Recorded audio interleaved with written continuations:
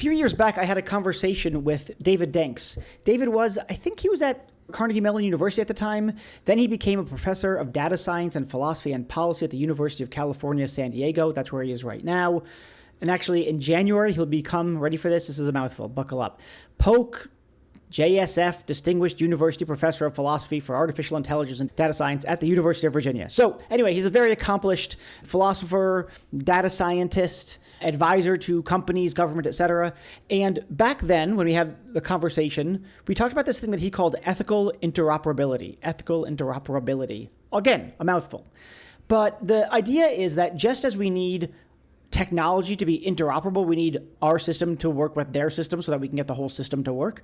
There's a way in which we need our ethics to work with their ethics in order for everything to be on the ethical up. And so what David was pointing out in that conversation is we need to get together to have those conversations in order to make sure that, let's say, when your company licenses, let's say, a large language model from another company, you understand what their ethical standards were, how they integrated it into the system, and that way you can continue to customize the system in a way that's compatible with your organization's ethical standards. Now, like I said, we had this conversation nearly 3 years ago, but it's actually even more important, I think, now than it was then, because there's so many hands here. There's so many cooks in the kitchen. There's so many people at the foundation model company making all sorts of changes to the model. There's all sorts of people at an enterprise or a startup or any size organization that's licensing or using that technology and then making their own modifications to it. So having these conversations and figuring out how do we make sure that we rise to the ethical standards that we want, super important. There's a couple other things that we talk about quite a bit that I think still loom large today. One is whether we should be, as companies, as shooting for the ideal. Should we be defining what's the ethical good? Or should we just try to avoid the bad stuff? David fights for the let's shoot for the ideal part. Me, in my work, I shoot for let's avoid the ethical nightmare. So that's a point of tension in our conversation. Friendly, respectful tension, but tension. And there's this other conversation that we have about, do we know in this sort of responsible AI ethics space that we have the right processes given the kind of outcomes that we want? And there's a kind of concern that he expresses that I share, that in many cases, the processes are not determined in a way that demonstrably shows that we're going to get better outcomes. So that's another big part of the conversation. Okay, last thing, two things. Number one, I hate ads on this podcast. I'm also a listener to this podcast, and I cannot stand hitting fast forward through ads. It's too annoying. So I'm just taking the ads out. If you want to support this podcast, please go to my Substack, reedblackman.substack.com, and subscribe or whatever there. Put some money in there if you want. If you don't, truth be told, I'm still going to do the podcast. And anything else you got to say to me, you can email me at em@reedblackman.com. I'd say let's go talk to David, but I talked to him almost 3 years ago about this. But anyway, let's go listen to David.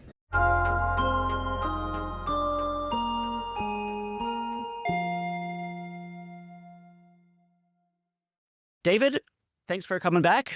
Why don't you introduce yourself to the people and tell us about this issue about why ethical interoperability is a thing that you research with colleagues and talk about, write about.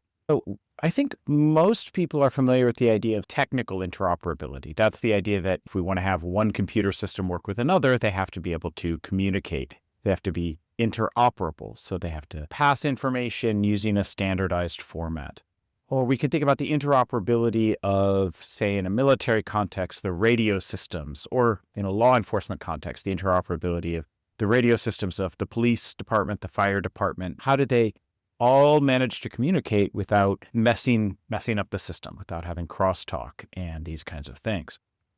One of the things that's really happened over the last, I think, 5 to 10 years is there's been a very large shift in the technology industry away from companies that build everything in-house to a much more distributed economy, distributed ecosystem, where you have people producing what is sometimes called AI as a service. And so the AI has to be able to just drop into some other company's HR software. Or we have people who are building just the face recognition piece of it, and then they hand it off to a company that embeds that within a security system or something like this. And so there's a lot of attention that's being paid to the technical interoperability as we start to have this kind of distribution of AI systems. And what we're really interested in is, but what about the ethical interoperability of these distributed development. So let me give an example. Right now, many companies are starting to develop their own sets of ethical AI principles, things that they think this is what responsible AI means to me. We could even look at the federal government, where we're starting to see the emergence of some guidelines and principles around that in light of the recent executive orders over the last couple of years. And these companies, even the US government, might turn to, just to name one of many, a company like Microsoft that has the Azure server that helps to build AI systems. Now, Microsoft has their own set of ethical AI principles. And so then the question of ethical interoperability is, how does the small company or the federal government know that what's being developed by Microsoft conforms to the company or government's ethical AI principles? We know that it's going to presumably conform to Microsoft's ethical AI principles because it's Microsoft doing it, Microsoft building it. And the question, though, is how could I know, as, say, a small startup that's using these services, using these technologies, how do I know that what's being built satisfies my ethical principles? Now, for some kinds of cases, that's probably going to be pretty easy, but the worry is that we can't just say it satisfies somebody's principles, so that's good enough. Because that opens the door to a kind of ethical outsourcing, which is a real risk that we worry about, is that companies will feel like they can go find the one who has the weakest ethical AI principles, have them build something really terrible, hand it over to me, and I can go, it satisfied their principles, so it must be okay for me to use it. And so that's one of the big things we've been worrying about. It seems like there's a number of things going on there. One example that you gave is just straight up procurement issues, I think, right? Some company, I'm an organization, maybe I'm a Fortune 500, I'm procuring an AI solution from, maybe it's a Microsoft or some other tech giant, maybe it's a startup or something in between. And what's the method by which we assess whether or not that AI meets our ethical standards? That's one issue. The second issue, and this is, I take it, the first thing that you talked about, is this issue about models are typically embedded in solutions, right? This is not just a sort of model laying around. It's embedded in the solution, like a hiring solution or a security solution. Those solutions are wholes made up of parts. So there's the model, there's other standards by which things get flagged. There's what happens when things get flagged. If this person gets flagged outside of Madison Square Garden, they get detained or they get barred from entering, so on and so forth. And that's a slightly different issue because I think it's not just about procurement, it's about something like the ethical credentials of the system of which the AI is a part. Yeah, so the way that I would think about it is, as you said, first there is the procurement issue, and we should definitely dive deeper on that. The way I would think about the other is, in some sense, the allocation of ethical responsibility, right? When something goes wrong with the whole, how do we think of who should do something differently? Who should be held accountable for it, maybe even legally, but at the very least ethically, in terms of who should do something differently. So should I, as the person who built the face recognition system that gets deployed at, since you mentioned it, Madison Square Garden, to detect people who have sued MSG and say, I'm sorry, you're not allowed to come into this concert. What is the ethical responsibility that I bear as the creator of that kind of a system? Yeah. And so those are two important issues, but very much distinct, as you said. Yeah, and the latter issue about who bears responsibility, that comes up in my work with clients all the time. I was just talking with a client the other day where with procurement, they're completely on board with having an ethical risk due diligence process before it comes in-house.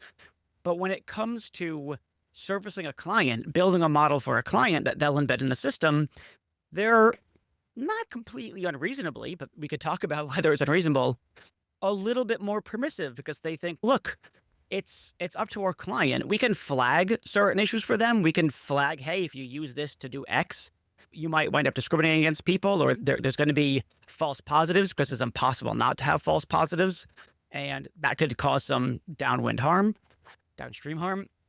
So that company, and it's a multinational large company, they at most think that it's their responsibility to warn or to give notice to their clients about the way in which the models might be used or the solutions might be used.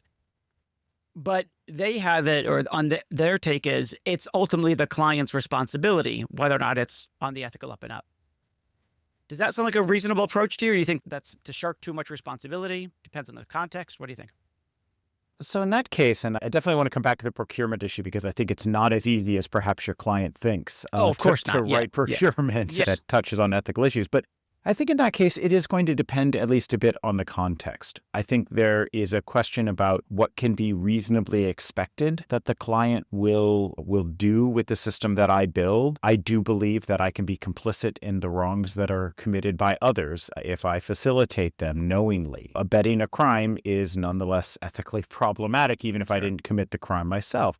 And I think the challenge that arises is really twofold. One is actually the other direction of the procurement issue, which is that oftentimes the person who's me to get a data science model is not necessarily going to want to tell me everything that they are doing. They might have very good reasons that they say, yeah, we need something that does this. Don't worry about what we're going to do with it. And it might not be because of anything nefarious. It might be simply because of competitive IP and that economic sort of thing. competition. Exactly. There's the challenge of how would I ever find out whether what they were about to do would go against my ethical principles. And then there's the context-sensitive thing of where do we draw the lines? I think many folks, so I do some work with, for example, the U.S. Department of Defense. I have colleagues who think that is simply unethical, that to do any work with the DoD is to be complicit in the harms that obviously do occur. I look and say the Department of Defense is the biggest supplier of healthcare in the United States. So it's not just a military, right? It's also an organization that does a lot of things where we can provide benefit to people. And so we need to be more thoughtful about it. It's also the case that, look, if you want them to be better, ethically better, it makes sense to have people who are looking at the ethical impacts of what they do. And you're not, of course, going to be able to eliminate the wrongdoing or the bad stuff, but you may well mitigate. And I've had the same complaint from a colleague about working with a mining company. I think mining companies are bad, climate change, yada. They will not work with mining companies. But I said, look, they're going to use AI. They're going to do what they're going to do. There's no way I'm going to stop that. But maybe if I could have them do it, they're going to do it, but they do it with less harmful impact. All right, that's better than nothing. What's the alternative? Just overthrow the mining industry, overthrow the Department of Defense, and they stop doing any bad things? It's not reasonable. Yeah, I'm very sympathetic to that line. I can also imagine listeners who are yelling at their device that they listen to podcasts on going, yeah, the line between being complicit and changing from within and these kinds of things, that's a very, very blurry line. And many people who thought that what they were doing was changing systems for the better just ended up facilitating enormous harms. So I'm sympathetic to that. I don't want to deny that. At the same, I do feel the pull of the how do we help people maybe do this in a better way. But I think that this is ultimately, in many ways, a question of essentially professional ethics. Where do we each draw our lines? And where do we draw the lines as a company? Where do we draw the lines as individuals? Because there are things that I would not do with the Department of Defense. There are opportunities that have arisen and I have declined to participate because it was clear what it was going to be used for. And I think to come back to your original question about ethical interoperability, what this is raising, I think, is a very vivid sort of way of thinking about this. That is, I have my ethical. The client for whom I am building the model has their ethical principles and positions. And what we need to do is basically find whether we can match those up. Are we working on a project where we both agree this is something legitimate to do? And the challenge of ethical interoperability is precisely that this is not an optional or negotiable step. That if we take seriously our ethical commitments, whether as individuals or as organizations, then it is incumbent upon us to actually take the time and energy to try to figure out whether, on the particular case we're looking at, the ethical principles of the different players that are cooperating to produce the technology, are they all agreeing about what it is to be ethical in this particular case? They don't have to agree about what's ethical everywhere, but they really ought to agree about what's ethical in this particular case. Otherwise, one of the parties is going to be perhaps unknowingly, perhaps unintentionally, essentially contributing to something that they, by their own lights, think is ethically problematic. So I wonder if here's an argument for thinking the bar should be a little bit lower than that. So your bar is, we all agree this is the ethical thing to do, something along those lines. I wonder if the bar can be lowered. And this is me trying on a thought, but it's a sort of thought that I'm standardly drawn to. Especially in a business context, right? Forget about we're all on the same team. We want to build something together. It makes sense, I think, for everyone to think that we're doing something ethical. But I'm thinking in particular about a data science company or an AI company providing services to a client, say a Fortune 500. And I guess I think that what if the bar is not we all agree what's ethical, but rather no one thinks that what the other is doing is beyond the pale, exceeds ethical guardrails. So I think that what they're doing is ethically problematic. I think it's parentheses probably ethically wrong, but it's not a crazy position. I'd say you might characterize them as being not unreasonable in holding the ethical position that they do. And so there's an agreement to work with them given, look, we have to do business together. People have conflicting ethical views, and we need to allow for reasonable disagreement, then we can work with those with whom we reasonably disagree. Yeah, so I think what you're pointing to is an important subtlety that I've been gliding over, which is, do we have the expectation that everyone agrees that this is ethical, or do we have the expectation that everyone agrees that this is not unethical, with the recognition that there is a large gray area, a middle ground where there can be reasonable disagreement about whether something is ethical or unethical? And the way I was talking, it suggested that companies should stay out of that gray area. And the way you're talking suggests maybe the companies should be perfectly allowed to go into that gray area, but they shouldn't go to things that they think, no, this is clearly unethical. Yeah. And I think that there's that's in practice, I think that's a completely reasonable idea. I confess I am drawn to the thought that we should have the aspirational goal that we all agree it is ethical. And recognizing that the incentives in especially economic spaces are going to push people into that gray area. So my worry is actually a very practical one. If we start out saying the gray area is a perfectly good place to be, it's all right to live there, combine that with just historical and psychological evidence that people are going to push towards the more unethical if they think it will make money for the company, advance their careers. I'd rather start in a more conservative position and allow human nature to push us into the gray area than to start out in the gray area and then we get pushed into the unethical. But that's a practical argument. And I'm perfectly open to the idea that it might not be true when we think about major corporations or something like that. There's another, I'll push a practicality argument from the other side though, which is that if you say to a company, listen, you should do an AI ethics program or create an AI ethics program by which you make sure that whatever you're creating and rolling out and however you service other clients is up to your ethical standards. If you push it towards, you've got to agree that you have to agree, both parties or all parties involved have to agree that it's ethical. They're going to say, that's too high of a bar. We're just not, forget it. Let's just go for regulatory compliance, which is I take it to be the bare minimum. Whereas if you say, look, there's going to be gray area cases. You can deal with those gray area cases on a case-by-case manner. There are methods by which you can increase the probability, this is putting it a bit technically, but increase the probability of dealing with those gray area cases in a responsible way, in a way that lends itself to efficient and effective deliberation for those gray areas.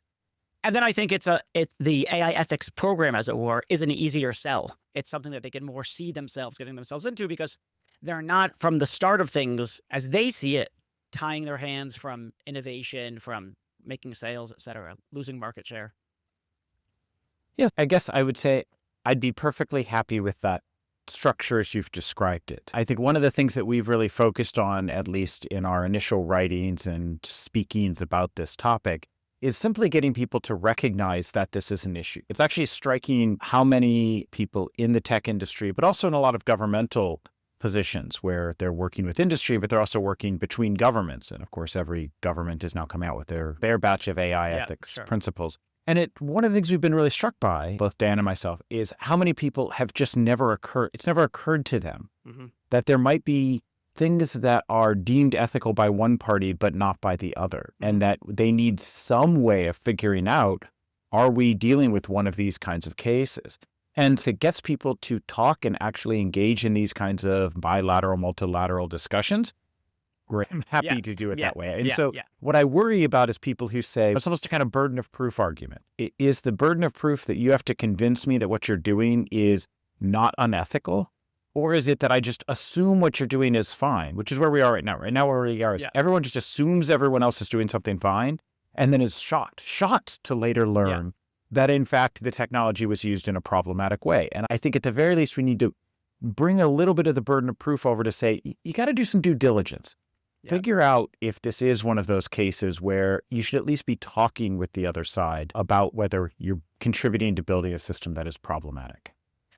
And one thing I'll just draw attention to is that it's not just procurement and it's not just your clients. But one thing that we're always telling our clients is asking them, what's the scope of this program? So is this going to apply as well to strategic partners? Is it going to apply to investors? What about in your mergers and acquisitions process? Is there going to be ethical due diligence there as well? Okay. Let's come back to ethical interoperability. So I think there are really two things that you've brought to the fore. One is, I'm going to say it's a pragmatic question. Maybe it's not. It's an ethical, pragmatic question. How do we make sure, or how do we increase the probability of two or more parties signing up to the same ethical standards in building the AI and embedding the model inside of some larger solution? That's one, something like, how do we work together? And then the other is a more straightforward ethical question, which is how do we distribute blame when things go sideways, when things go ethically sideways? So if those are the two issues, let me give really simple answers to both of those questions, and you tell me why they're oversimplified. How do we do it? Well, we just talk with each other. Here, what are your standards? Here are our standards. All right, if you like, negotiate, or putting it business-like, negotiate, putting it the way that you and I might want to deliberate together about what the standards ought to be, about what's ethically acceptable. So we just talk about it. That's a simple answer. And with regards to the other question, how do we apportion blame when things go ethically sideways? It depends on the use case. There's nothing that we can say before knowing the context of the particular way in which the AI was developed and deployed, monitored, etc. But I think those are oversimplified answers. So you tell me what's so simple about them. Yeah, let me briefly say something about the second one, and then I'll tie it back to the first. For the second one, I think part of the challenge is that there's actually a lot of work that's been done on the apportionment of ethical responsibility when things go wrong. Now, a lot of this takes place in the context of what ethicists will sometimes refer to as the problem of many hands. When many people have been involved in something, how do we avoid the conclusion that ultimately no one is responsible for some horrific thing that occurred, right? Sure. That's the state we want to avoid ending up in. And I think that we have, in that sense, actually quite a lot of understanding about the factors that go into it. It depends on what was reasonably known by different parties at different times. It depends on how necessary or sufficient their contribution was to the state that resulted in the horrific outcome, or the wonderful outcome, right? Because we also apportion praise, not just blame, across companies. And I think from that perspective, we actually have a pretty good ethical framework. It's not very good legally. I agree. There's a lot of challenges there. Often it seems that the blame gets apportioned based on who has the deepest pockets. But nonetheless, I think we can safely say that there is a framework within which we can operate. But one of the things that really matters for that framework, or those ways of thinking about how to divide up the blame, is that much depends on what was known or reasonably known ahead of time. And so it actually connects directly back to this question of how do we get on the same page? So the first thing to say is that I want to make sure to be clear. I don't think that ethical interoperability requires that the different parties, the different companies, the different governments, whatever it may be, they don't need to be on the same page about what the ethical AI principles are. I think that's too strong, and we're never going to get there because in practice, these things take enormous amounts of negotiation and time to get to happen in any one organization. And organizations don't really like it when you come and say, we need to change ours because this other company has a different set of principles and we want to play nice with them. Nobody's going to do that, right? So I think it's important, though, to say that we don't need to have the principles be the same. What we need to agree is that a particular use case, particular technology in context for purpose, is deemed ethical by both of us. So that is much more concrete. It's about where are the overlaps. Just to take a simple example, basically every single set of ethical AI principles is going to agree that using AI to optimize the server loads so that I got Yeah. more efficient computation, energy efficiency, everyone's going to agree that's perfectly fine. Sure. And everybody's going to agree that using facial recognition to target people in a black box way when it's inaccurate and we're going to take really nasty actions against them, even though we have no confidence that it gave us the right answer. Yeah, that's bad. Don't do that. Sure. And so one of the things that I think is important is that the negotiations are not about the principles. They're actually about the practice. They're about the thing that we are trying to produce. And can Sure. we agree on that? Now, the challenge there, I think, is really twofold. The first is most of these sets of principles are underspecified. So they don't really tell us what it is that we have in mind. They wave their hands in general directions to the kinds of things that we might want to create. And so these are difficult negotiations because neither side is particularly precise about what it is that they're trying to achieve. Actually, I think, bigger challenge or barrier to these negotiations is IP and trade secrets, and the fact that companies are not going to open the door to explain how they build, for example, their AI models. But nonetheless, almost all of the ethical AI principles, if you just look at any of the over 100 that are now out there, basically all of them have at least some principles that depend on how a system is built, how it is deployed and used. And so now we have the problem that the only way to really do this discussion, this negotiation, is for me to be willing to open up aspects of the design and development process that my company is not going to want to, even if you're not a direct competitor. I don't want to show you exactly how we're building these systems. And so how do you know that they're built in a way that works? Is that required? So it seems to me, and again, I want you to push back. It seems to me that even though the agreement doesn't have to happen at, if you like, the principal level or something along those lines, but rather it's about whether in this particular use case, given the particular context in which the AI is being deployed, the particular system in which it's being embedded, et cetera, is this on the ethical up and up? So can we use this facial recognition software to, let's just take the MSG example again that was in the news recently that we talked about before, to flag attorneys who are working for law firms that are suing MSG? Is that on the ethical up and up? And that discussion can happen in the absence of any talk about how you sourced the data, what your accuracy rates are, what your false positive rate are, what your false negative rates are. We don't need all that stuff. The ethics conversation comes before all that stuff, and it proceeds under the assumption that the technical specifications will meet such and such a bar.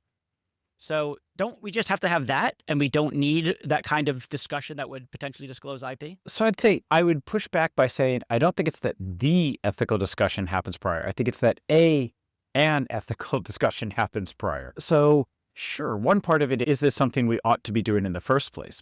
But at the same time, it's also an ethical discussion about exactly how were the data sourced? What are the data? Are there biases within the data? If you give me an accuracy threshold that I have to hit on a particular test bed with my facial recognition software, almost certainly I can hit that. And then it will do terribly when I go to transfer and generalize. Sure. Because if you tell me what I have to do, sure, I can hit that benchmark. I'll just train on the test data and then I'm good to go. So we have to have, I think, understanding when we want to talk about things like there's oftentimes people have ethical principles around transparency. The idea that you can figure out where the data came from, how the data are influencing the model, what the model's doing. But that's actually a really difficult thing to figure out if you're not able to look at the development processes themselves. Yeah. And so I think what we would have to quickly move towards is a world where we've got a lot of self-attestation, self-verification, where companies say, look, I understand what you're looking for. And yes, we have done this. We've done things that satisfy what you're looking for. And so then the challenge becomes, if we think we're going to have to move to a world that is where these kinds of interoperability claims are based on self-attestation, we're going to have to move towards a world in which we've set up the right incentives. Self-attestation works all the time. That's how, for example, the braking system in a car gets approved, is that the company that produces the braking system says, they just attest, yes, we've done the test and it passes it. And then if things go wrong, then they have to prove that they did it. But they don't have to submit the materials ahead of time, unlike, say, pharmaceutical drugs. And we know how to make this work as long as you get the incentives aligned. And right now, when we look at things like procurement and lawsuits when things go wrong, it seems pretty clear that the incentives are not aligned for the attestations to work. Yeah. But I also think that's a solvable policy problem. We know Sure. how to do this kind of thing. We just have Yeah. to translate it into this domain. Yeah. So the point is something like have an ethical conversation at the start about the use case, context, etc. But then at the end of the day, there's going to have to be some kind of verification process, whatever that looks like, that what they said they're going to do, in fact, they did, that the data was sourced in an ethically responsible way, et cetera, et cetera. And then it seems like one path is for them to be fully transparent about all the things they built and how they used it. But that's not going to happen Right. because of IP issues. Second potential is the verification or the validation comes by way of a self-attestation. And I think there's also a third option, which is something like a third-party auditor, right? We've got all these various third-party auditors popping up. And so I can imagine a world in which, and we see this happening with the New York City law. Look, we're not interested in knowing your IP. A self-attestation is not enough. You need to have a third-party auditor who's a great keeper of secrets to verify that you've in fact done what you've said you would do.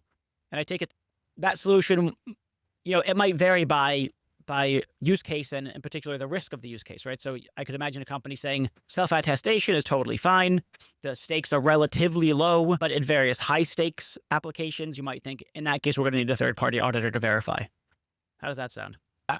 Yeah, so I'm a big proponent of third-party audit, of compliance mechanisms, of these kinds of things, with one giant caveat, which is that we need to recognize and really tackle the challenge of figuring out how to operationalize, to use sort of more psychology language, operationalize our principles and our ethical demands.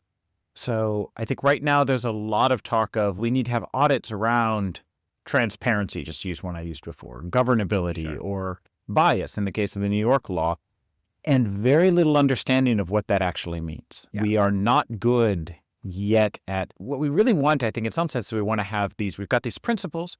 We want to have ways to audit them, check for compliance, which really means asking, how can we operationalize them into tests? How can we have a test to find out whether this is or is not? It's not going to be perfect, but how do we get good enough tests? And then once we have those kinds of audit compliance things, then we can come up with practices that design for the audit.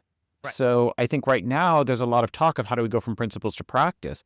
I actually think operationalizations, the kinds of things audits depend on, are a really valuable middle step between principles and practice. That if we figure out what would count as success according to that principle, then we can start to have practices where we explicitly design for that. Mm-hmm. And that's an effort that's only really just beginning. There are some groups that are starting to do this. We're seeing some ideas emerge from industry where proposals being made about here's what would satisfy it. And obviously in some sectors we see it. So we see it in employment law. The EEOC has made it very clear that at least for now, the 3/5 rule is going to continue to apply even if I'm using an automated system. So that's an operationalization of bias in that particular context. So I think audit would be great, but we have to know what we're auditing for. And I do worry that right now we're seeing a bunch of audit and compliance companies and startups being created without a whole lot of clarity about what it is they're auditing for.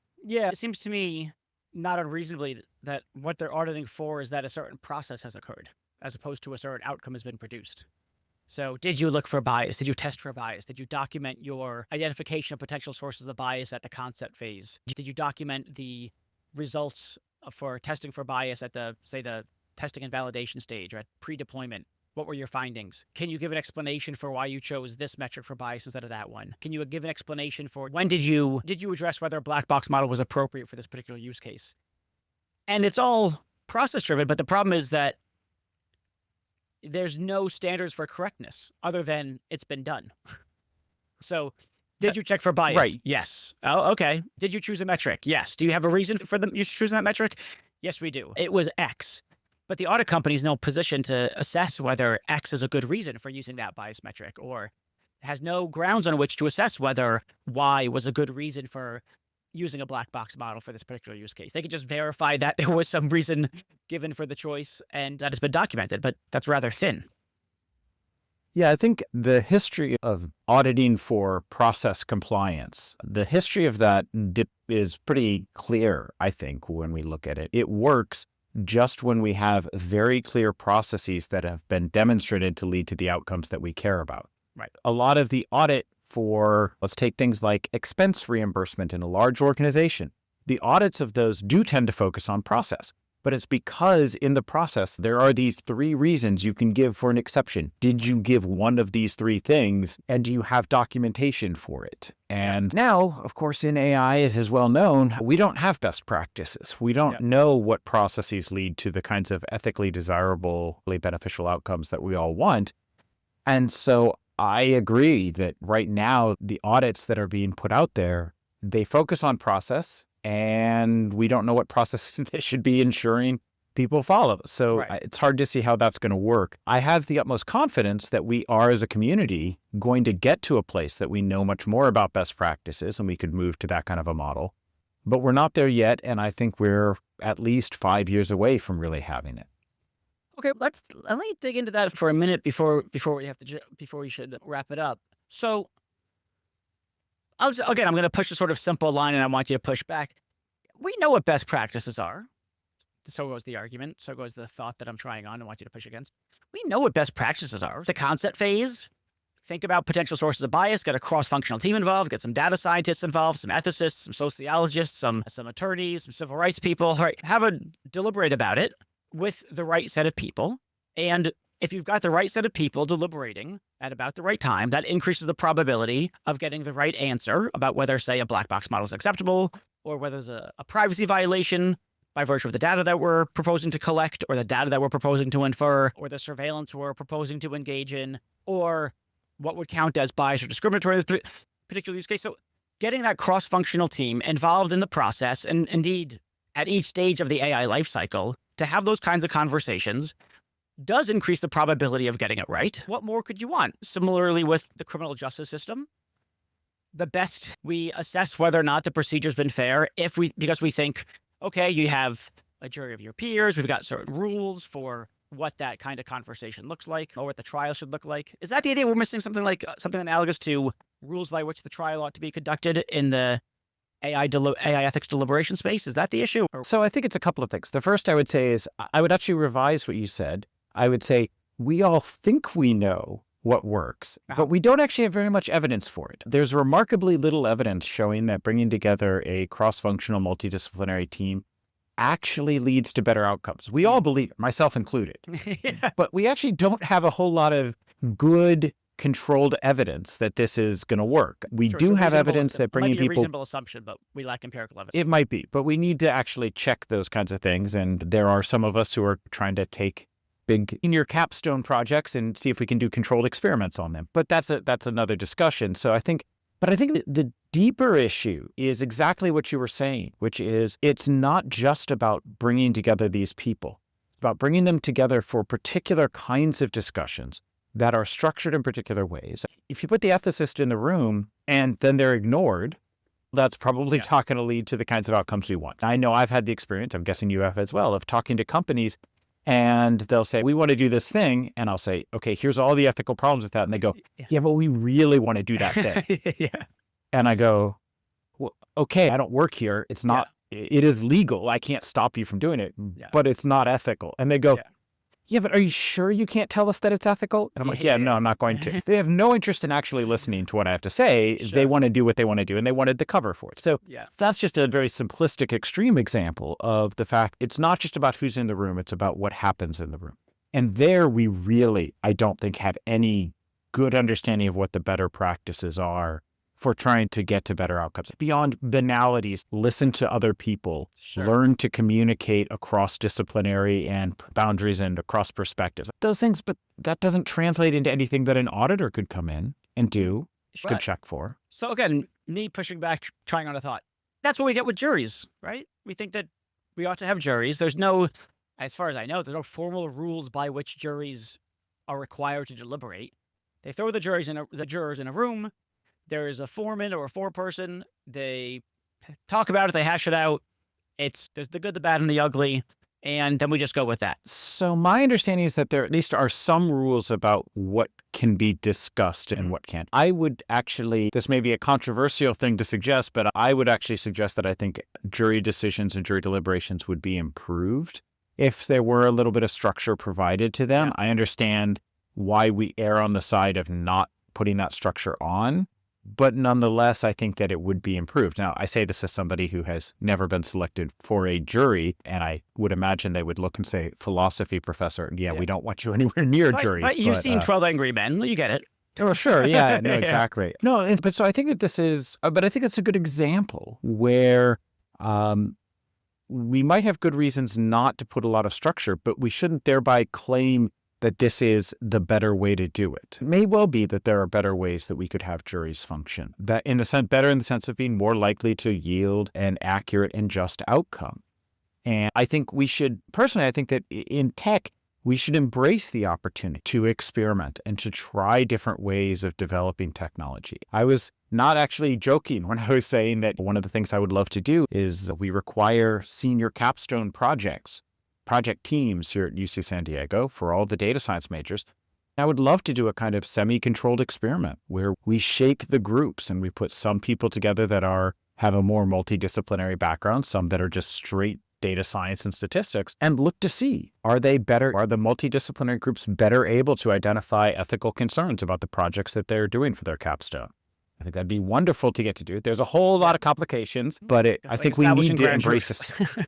Exactly. And I think, so in that sense, I think we need to embrace the spirit of experimentation and not just become complacent that the way we've always done it is what's going to work, or it's obvious that something is going to help. Yeah. So let me try to pull this stuff together. So we've got this problem or issue of ethical interoperability. There's at least, I think, two sides to that coin. One has to do with, are the different teams talking about settling on the ethical permissibility of what they're doing? Or is there some degree of consensus among the various teams that what they're doing is on the ethical up and up? Second issue pertains to apportioning responsibility across those teams, let alone individuals who are members of those various teams. And I take it that part of what you're saying is one thing that we need are better means for something like, we need best practices, empirically grounded conclusions about what constitute best practices for what those conversations look like.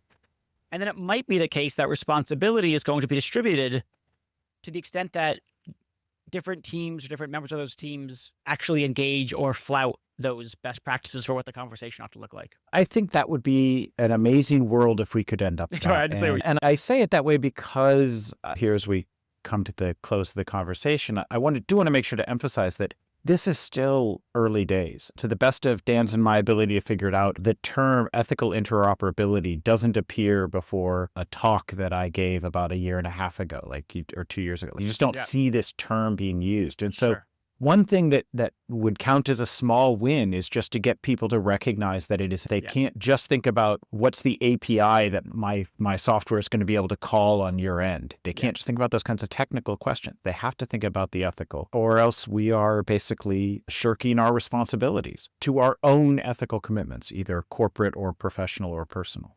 Yeah. All right, David, thank you once again for a great discussion. Once again, you're required to return. And I'm looking forward to our next discussion. Once again, it was fun as always, Reed, and I'm back anytime you want me. Great. All right. Talk to you later. Thanks everyone for listening. I hope you enjoyed the episode, and I want to thank a few people who make this all possible. Delano Alexander, he's my producer. He does such an amazing job on everything that he touches. Garrett Lang is the sound engineer. That's honestly, he's too good for me. Athmia Jairam has joined us recently. He's helping us find the best guests to bring onto this podcast. And Ashley Wassilenko helps us organize all this, get people on the schedule, get people's bios, headshots, and really keeps the train on the track. So thanks, guys. Really appreciate all the hard work you do.